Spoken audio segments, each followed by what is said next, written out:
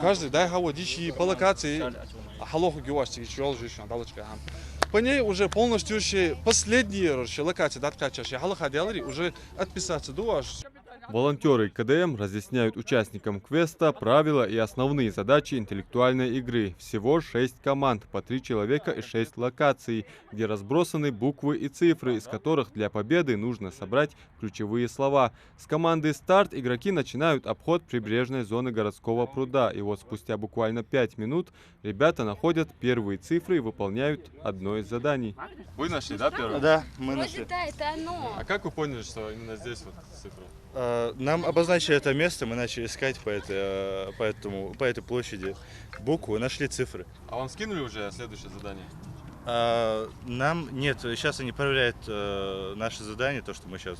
Или это правильно, или неправильно, сейчас смотрят.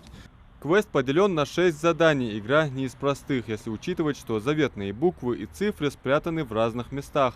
Участники, спеша обогнать друг друга, зачастую не замечают условных знаков. Так, Рамазану Барахоеву после прохождения первого задания организаторы скинули подсказку для следующего – фотографию фонарного столба. Какого именно, непонятно. После долгих поисков он наконец-то находит нужные буквы. Это уже вторая находка. Так, а что у нас в наличии теперь? У нас буква Щ, Д, Е. Сейчас осталось... Цифры, насколько я помню. Да, там мы нашли цифры и по цифрам ориентировались по алфавиту, то есть мы посчитали, какая буква по счету, исходя из этих цифр.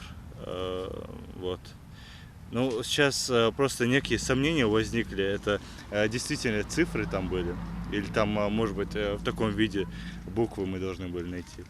Ну, во всяком случае, мы скинули им цифры, они нам отправили же ответ. Так что, скорее всего, это мы правильно нашли.